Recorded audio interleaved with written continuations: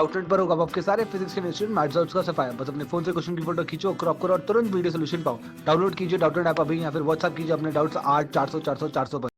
Hello friends, आज का हमारा क्वेश्चन है how is excessive content of CO2 responsible for global warming. ठीक है, तो अगर हम देखें हमारा जो CO2 की कंटेंट होता है हमारी एयर में वो 0.03% होता है।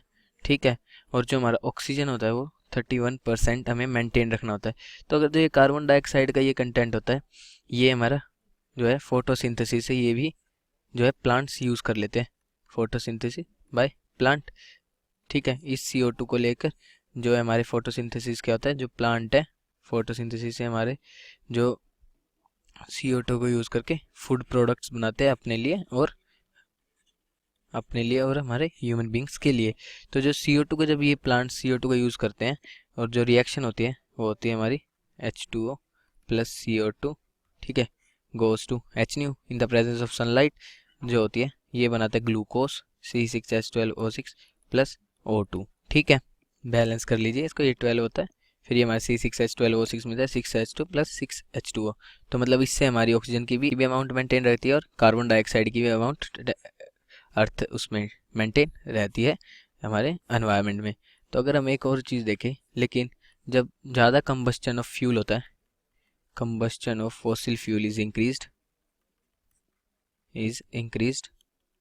ठीक है, तो जो हमारी CO2 की अमाउंट है, CO2 की अमाउंट ओवैसी बात है, CO2 की अमाउंट इंक्रीज होगी, CO2 अमाउंट CO2 की अमाउंट इंक्रीज हो जाती है। और जो मैक्सिमम CO2 है वो तो यूटिलाइज हो जाता है, लेकिन जो मतलब कुछ CO2 ऐसी होती है अमाउंट ऑफ मतलब सफिशिएंट अमाउंट जो है हमारी वो यूटिलाइज नहीं कर पाते। Sufficient amount of CO2 is not utilized by plants, क्योंकि वो एक अपने सैचुरेशन लेवल से ज़्यादा हो जाती है। और अब अगर ये यूज़ नहीं कर पाएंगे प्लांट्स, तो अगर हम एक चीज़ देखें तो CO2 जो है, CO2 की कंसंट्रेशन है जो वो एटमॉस्फेयर में इंक्रीज़ हो जाएगी। ठीक है, और एटमॉस्फेयर में इंक्रीज़ हो गई तो जो हमारी UV लाइट्स आती हैं, जो हम UV रेस सन से आती हैं, अगर हम एक देखें, ये हमारा अर्थ सर्विस हो गया, ये हमारा हो गया, ये हमारा सन हो गया। ठीक है, अगर देखें ये सन है, जो जब ये UV लाइट्स आती हैं हमारे, ये हो गया हमारा अर्थ सरफेस। ठीक है, ये हमारा अर्थ सरफेस हो गया और ये हमारे CO2 मॉलिक्यूल्स हो गए। ठीक है, ये हो गए CO2 मॉलिक्यूल्स। ठीक है, जब ये UV लाइट्स हमारे इस पे स्ट्राइक करती हैं और रेडिएटेड बैक होती हैं, तो ये जो मॉलिक्यूल्स हैं ये इसको एब्जॉर्ब कर लेते हैं, जो CO2 के मॉलिक्यूल्स हैं वे एब्जॉर्ब कर लेते हैं हमारी UV लाइट्स को, जो कि हमारे एटमॉस्फेयर में बैक जाती है। ठीक है, ये हो गया हमारा सन, ये हमारा अर्थ सरफेस। ठीक है, और ये हमारे हो गए CO2 मॉलिक्यूल्स। CO2 मॉलिक्यूल जो है वो UV लाइट को एब्जॉर्ब कर लेते हैं, और जब ये एब्जॉर्ब करते हैं तो कुछ तो ये रेडिएट एटमॉस्फेयर में कर देते हैं,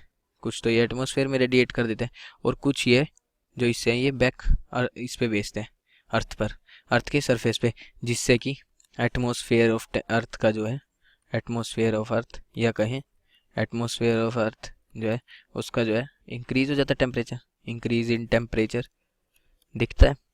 और जो अदर बॉडीज है उनका भी टेम्परेचर इंक्रीज होता है due to this process, increase in temperature of earth and also in other bodies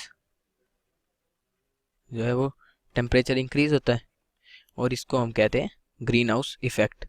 ये हमारा होता है, जो इस प्रोसेस को हम कहते हैं, जो है हमारा प्रोसेस होता है, इसे हम कहते हैं ग्रीन हाउस इफेक्ट, जो कि एक मेन कोज है ग्लोबल वार्मिंग का, ग्रीन हाउस इफेक्ट